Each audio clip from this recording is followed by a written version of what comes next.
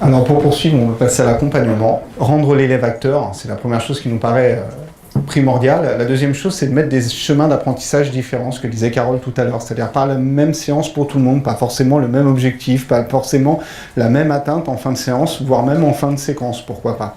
Et enfin, atteindre les compétences visées. Donc après, comme on a dit, on a une certaine liberté dans les compétences maintenant avec le nouveau programme collège. On a des attendus qui peuvent être un peu plus spécifiques et un petit peu différents.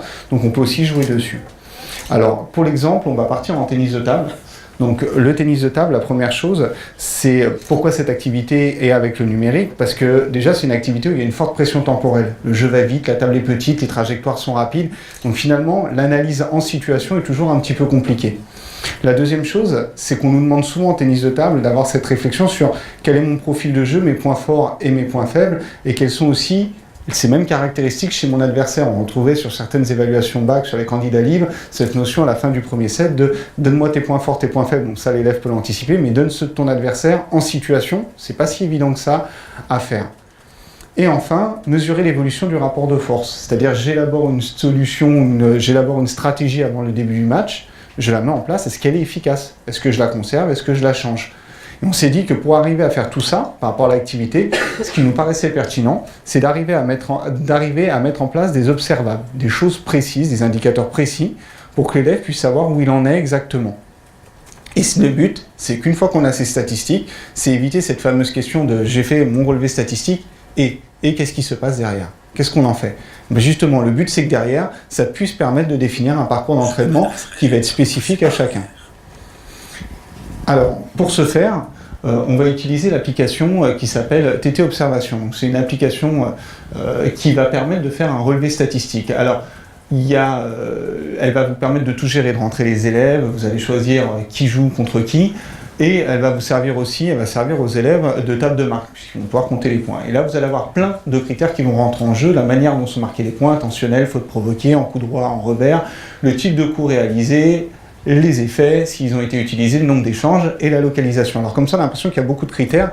Ce qu'il faut voir, c'est qu'on n'est pas obligé d'utiliser tous les critères. Vous pouvez faire par exemple que la première ligne lors de votre première séance et le logiciel fonctionnera aussi. Donc là aussi, il y a une certaine progression dans l'utilisation du numérique et dans l'analyse.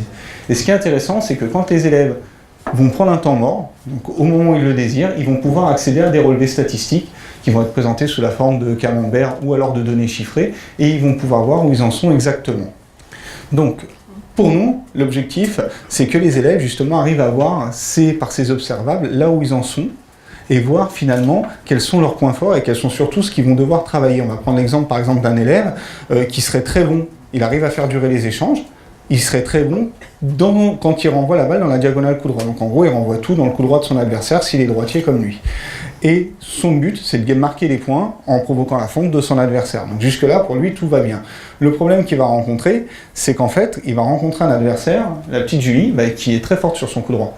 Et donc cet élève-là, il va se dire, mince, parce qu'avec ma tactique où je renvoie tout dans le coup droit, mon match ne risque pas de le gagner.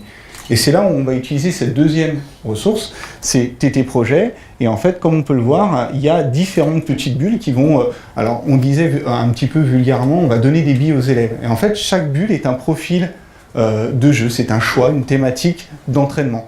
Donc, il va y avoir jouer vite, déplacer l'adversaire, conclure rapidement le point, marquer dès le service. Et c'est là où on va rentrer dans l'accompagnement, c'est-à-dire, comme disait Carole tout à l'heure, le but, c'est pas de lui dire « tiens, tu vas faire ça et tu vas suivre le parcours ». Non, là, l'élève, il va définir son parcours et il va pouvoir aussi choisir ce qui lui fait plaisir. C'est, voilà, je vais choisir, je joue contre telle personne, et puis finalement, ce thème-là, il me parle un peu plus que l'autre.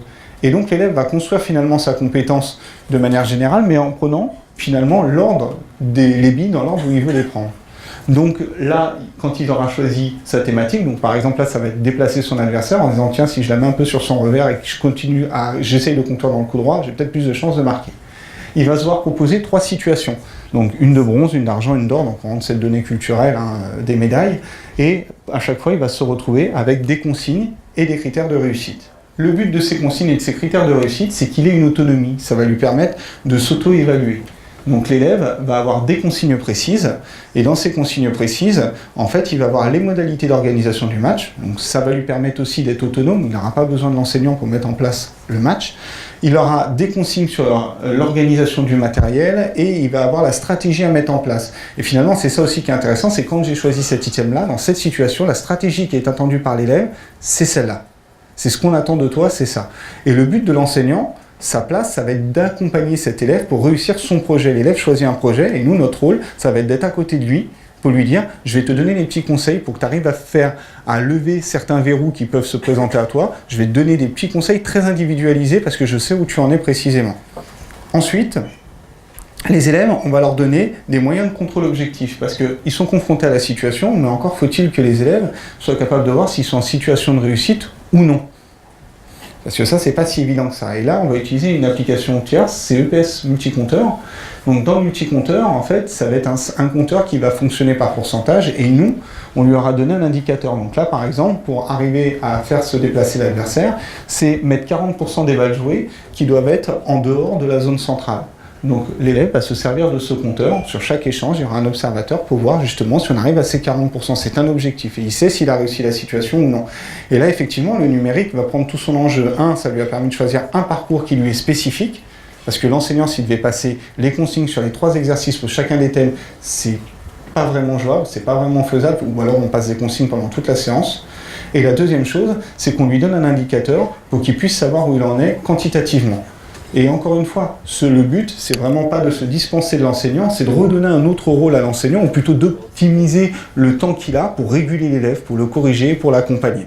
On se retrouve dans cette approche finalement qui va être très systémique dans la construction de notre séance, notre leçon, puisque l'élève va faire son match, va définir un projet, va choisir un objectif dans TT projet, va vérifier s'il réussit les situations, s'il est en situation de réussite, va construire son projet avec l'enseignant, va être accompagné dedans, puis il va retourner au match pour voir si finalement il a réussi ce qu'il avait entrepris. Et là, pareil, il va pouvoir le mesurer quantitativement avec les mêmes outils.